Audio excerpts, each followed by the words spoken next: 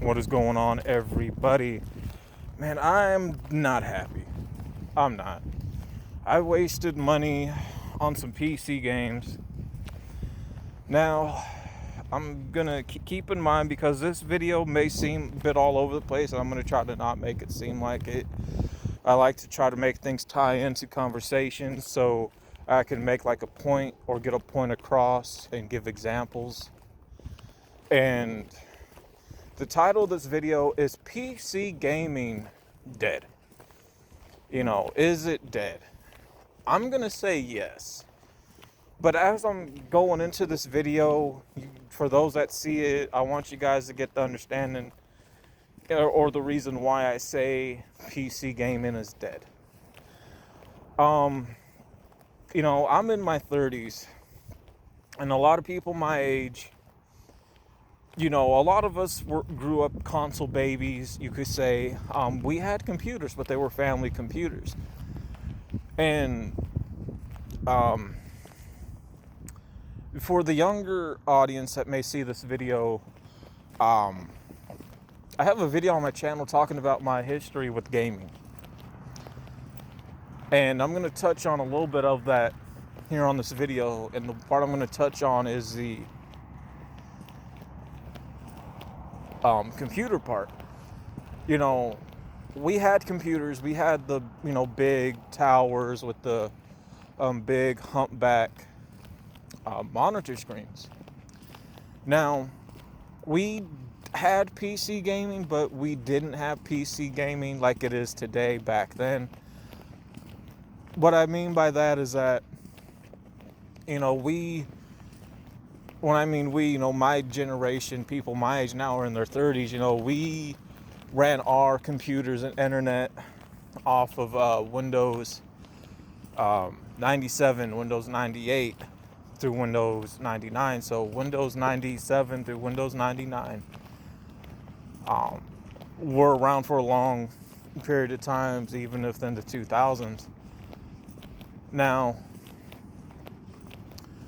the PC games I bought, now keep in mind, I'm not a PC gamer. I played games online in my childhood years and my adolescent years. I had one PC disc, which was Need for Speed Underground. And when we played computer games, when we had a computer disc, they were either on a floppy drive, a floppy disk, as it were, or one single, CD disc. And for the younger audience, again, who's listening, a bit of some history, the U.S. didn't really start experimenting with disc physical media till the late 90s.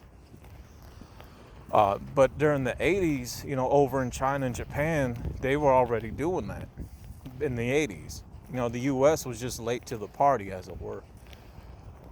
And one of the first games that I bought that I don't want to say make it sound like the first PC game, but the first PC game in a while that I bought that you guys saw the video of was me talking about having a hard time installing Batman Arkham City.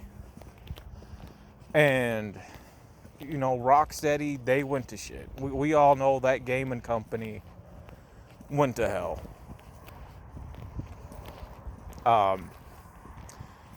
The people who used to run it, we know that they left. They switched hands, new executives, new owners. Every time something good happens, unfortunately, it goes to shit because you get the wrong people in. By the wrong people, you just get people like, oh, I only care about the politics side of money. I don't care about the creative side or making money. And Rocksteady shut down a lot of their servers, so you can no longer download or play a lot of their Batman Arkham franchise anymore, not even for the PC. The only way that you're now able to play those is through physical media, through the PS4 or Xbox 360 CDs. I still have a lot of mines, and I'm glad I still do. But I wanted to try it out for the PC, and I can't do it because the servers for that are no longer around. So I decided to go ahead and try another game early today, which was Batman Forever, the arcade version, which looks really good. I have Batman Forever, the original release for the Sega. I have all my Sega games. Unfortunately, my Sega gave out. I did have a Retron 5, but it didn't work. I do want to get a new one so I can do that for you guys, but I don't have the extra $200 for a Retron system right now. But with the Batman arcade game, I didn't understand till now, why is the PC version so cheaper than the PS1 version of it? That's because the PC version ran through Windows 97 through Windows 99. And with where we're at now in Windows 12, because we're about to go right into Windows 13 next month with automatic updates. But as I'm saying, when you try putting a disk in that has to run on old Windows software, you can't. And that pisses me off because I was looking forward to playing that game. Because the PS1 version of Batman Forever for the arcade version is $400 to $500 right out the door. And that's a lot.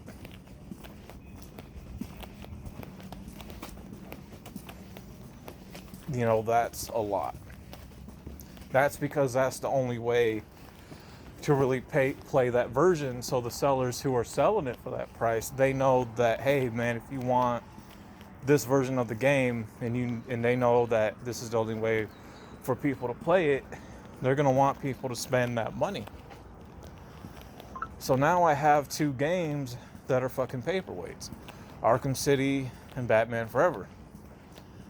The first game, and I didn't know that these servers weren't around anymore, was the Yu-Gi-Oh! Online. Back then, you just got the disc for the installment, but the real play for the activation for it was through a flash drive key. I didn't know that till I got it like a few days ago. I didn't know that you couldn't use them anymore. So all there really are just novelty nows for like PC Yu-Gi-Oh! Disc. All it is now is just novelties now. When I try to upload or install Star Wars Knights of the Old Republic 1, I can't play it because the servers for that are no longer around. And I didn't know. I didn't know they were no longer around. I just found that out today, like a few hours ago. For the younger audience, please keep in mind, people my age back then, for Star Wars, back when Lucasfilms was Lucasfilms before they sold to Disney, Star Wars only went out for things like the PC and the Xbox, the original OG Xbox back in the day. Very little did it have any PlayStation release. So I got both Knights of the Old Republic 1 and 2 for the PC that I can't even play because the servers for it are now shut down, and you have people like Microsoft and Disney to thank for that shit, and plus EA Sports.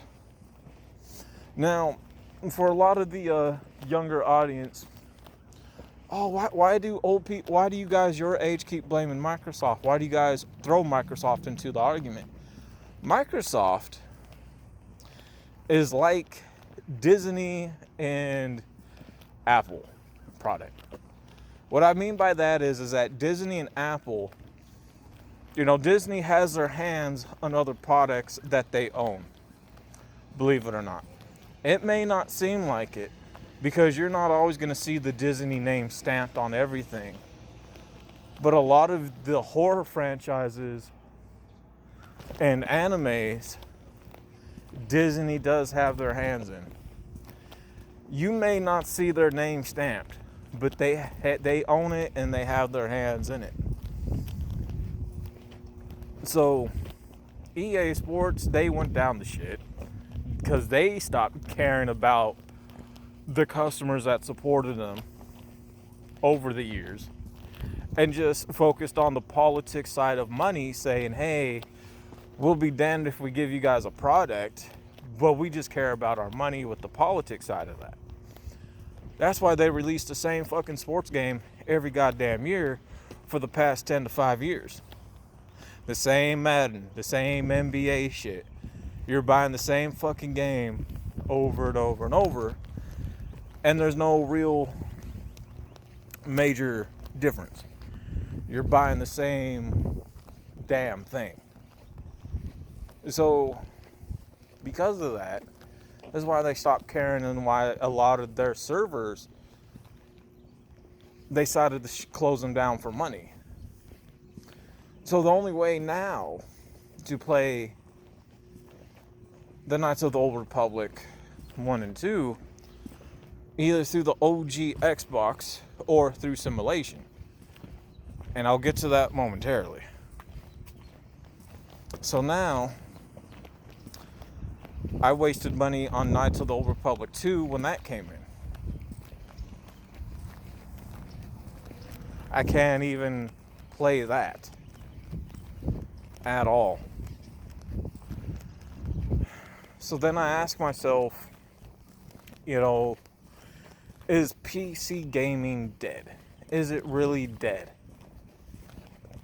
Yeah, I'm gonna say it is dead. Because now so many servers that people use for games now are becoming no longer existent or no more to work.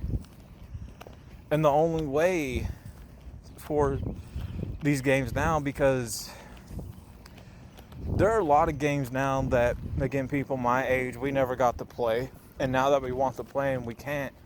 So now we're thinking, okay, what can we do? So the only way we can do this, and I've been looking into around $11,000, 11 G's gaming setup for PC. $6,000 tower, $1,000 monitor, around $100 or $200 external hard drive, $200 PC controller, around $200 to $300 microphone, around $100 headset, around $100 internet cable for it, and around another $100 for HDMI cable, and then another $100 for the editing software, the screen record. And then once you get that, then you have to find somebody locally or talk to somebody to walk you through something, to say, hey, how do I install simulations for older games that I want to play, that I want to stream?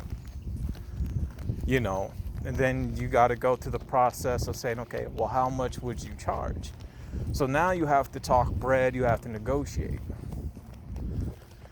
And that could take a while, but there are updated games I would like to play. I would like to play Red Dead 2 on PC with mods. I would like to play Red Dead 1 on PC with mods. GTA 5 on PC with mods. Things like that. With these servers and mods now for the updates. So, one of the things that I have to now do in order for me to play the Batman Forever arcade, yes, I am going to be investing into, I think it's like 98 or 2002 iMac Macintosh computer that has Windows 98 on it just to be able to play that game. Which is fine by me, because I do want to run some older games that can do that for that PC, and I will be investing into an external hard drive for it, USB. But do I think, going back to people like EA, Microsoft, and Disney, who own Star Wars, who own Lucasfilms at that, they, we know they stopped caring about people. We were supposed to get Star Wars Eclipse. That never came out. They said, let's cancel this shit. Just like they announced, hey, we're going to be redoing the remakes of Knights of the Republic 1 and 2. Then they decided to cancel that because they don't like making money. They want money, but they don't like making money. They don't like producing products for it, which it says a lot about their methods. It's like I keep saying, once you get something good and you think it's going to last, and then unfortunately you hear about these places exchanging hands, executives, ownerships, and then it goes to shit, So for me, PC gaming, I missed that mark. I missed out on it because the hype of it was 12 years ago. When it was starting 12 years ago, when people really were getting into that. A lot of people do and stream games, but unfortunately the game market, the gameplay of that, with streaming is not big like it used to, and a lot of people moved from that and went into urban exploring, abandoned places. That didn't last long because of legal issues that go into that. Then people went into traveling who can afford it, or vlog videos, or DIYs, or fashion or makeup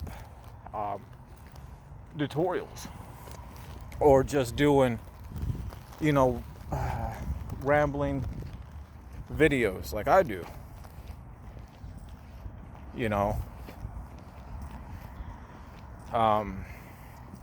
However, so when it just comes to PC stuff, what I have for these PC games, I have nothing more than paperweights because I can't fucking use them.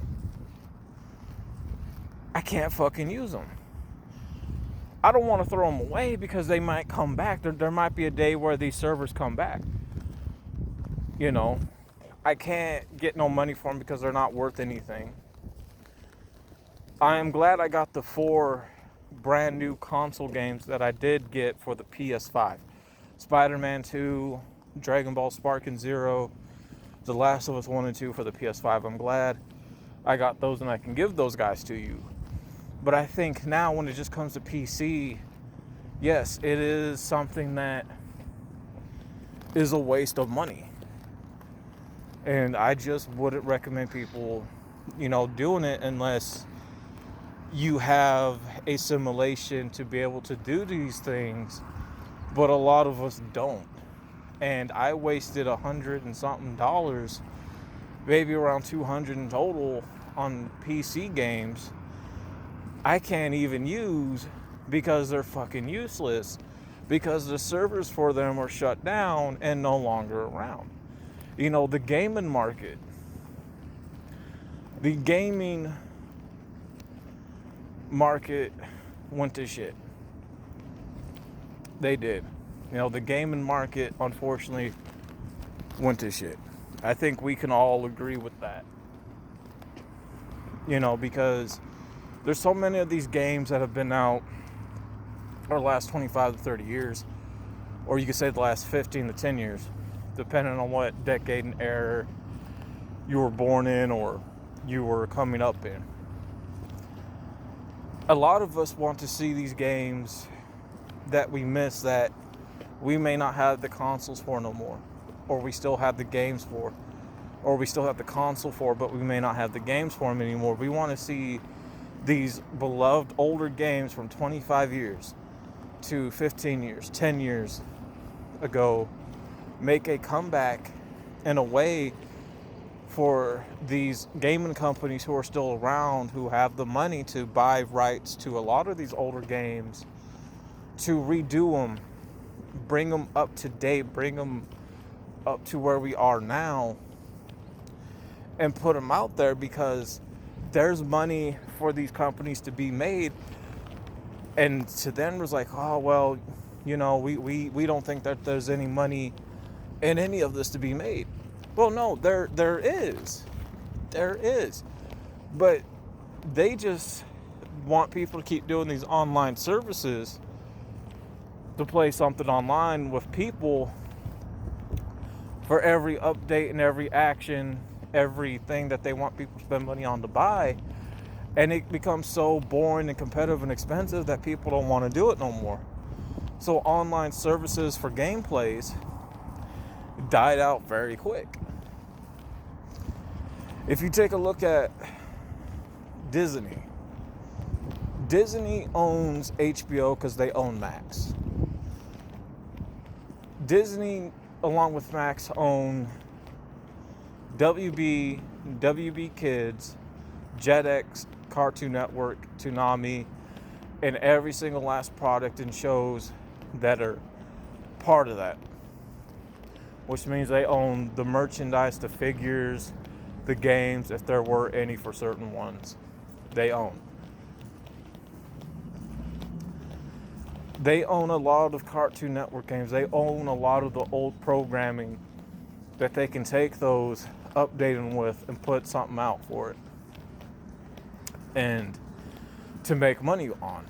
But they won't. And I talked about this several times here on the channel.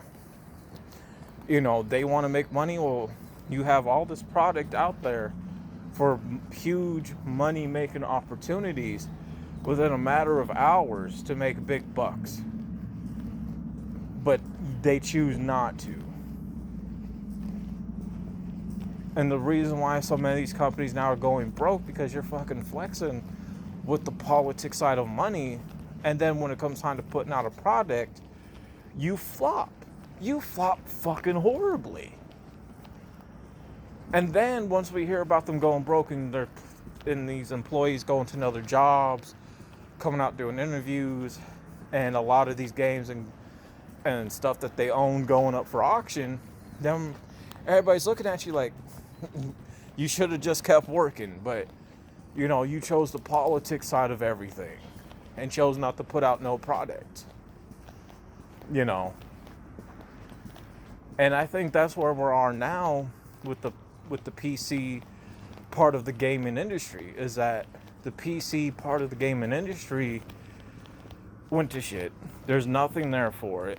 And console gaming has always, and I'm not saying this out of hatred or anything with what's been going on, because of what I wasted money on, but this is the debate or an argument that's been going on for a long time, is that console gaming will always outdo PC gaming, because you're able to still go back and play a console game, but you're not able to go back and play anything that's PC related, because those PC servers and those softwares are no longer a thing anymore.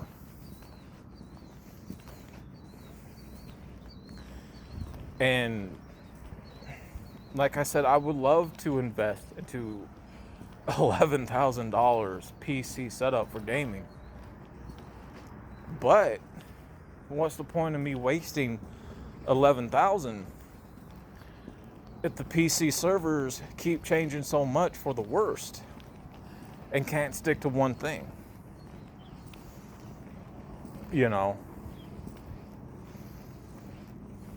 So that's why we have to ask ourselves, one of the things when it comes to Microsoft, when they were in charge, when they began out because they bought out Hotmail, because Hotmail went broke. They had to shut their doors. Microsoft is partnered up with Xbox and streaming sites. Microsoft, they wiped out a lot of people's accounts. A lot of people can't even get into their Hotmails, and if you were somebody that began out new with the email party, then your email for the last 10, 13 years was Microsoft. And people can't even get into their Microsoft accounts. Microsoft, their product is on a lot of stuff. They're moving into Sony pretty soon. Trust me. It may not seem like it, but Microsoft is like Apple. Apple, their products are everywhere with being owned not being owned, but owning places like AT&T, T-Mobile, Metro PS. And because of that, T-Mobile sells now a lot, will always sell Apple products. You're not going to see an Android product, Just like you go into Metro phone stores, they used to have a lot of Android products. They used to be able to be affordable to people. But now that they're owned by T-Mobile, which is now partnership and owned by Apple, now you're going to see a lot of Apple products within Metro stores. Just like you see a lot of Apple products in the AT&T stores. You're not going to see any Android products in an AT&T store. And that's why they charge me and Mom close to $200 every month for a phone bill, is because we have an Android product rather than having an Apple product. Because if we had an Apple product, we would only be paying $50 every month. So there's that. So, just because you may not see Apple's or Microsoft's name stamped on everything, they are there, and they own a lot of brands and a lot of markets and other things that they are involved in. It's the same principle with the gaming market with these PC things. You're not going to be able to use these products within the next year. There's always the new iPhone come out every 6 months of every year. There is. Just like right now, like I said, we're going in from Windows 12 to Windows 13 next month. So think about all the stuff that you're playing now, or the past stuff that you've been playing for the past several years on Windows 12. You're not going to be able to play that on Windows 13. So I don't think I'm going to be doing with stuff with PC like that no more. I'm going to be sticking with console. And I think, I stand on what I say, that PC gaming is gone. PC gaming is dead because of so many issues, because it keeps changing for the worst. And I'm still going to hold on to these PC games because maybe one day I may be able to play them, but it ain't going to be anytime soon. Just like, before I wrap up this video, I found two mint good copies of Knights of the Old Republic on the OG Xbox. Ain't nobody has an OG Xbox, man. And a lot of them don't work. But I wouldn't mind owning them.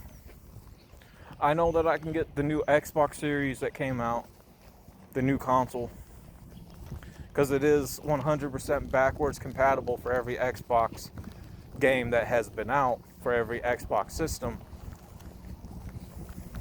And that's one way to play it. But I don't have around an extra $1,500 to $1,000 for it. Well, that being said, you guys, hey, I'm out. Peace.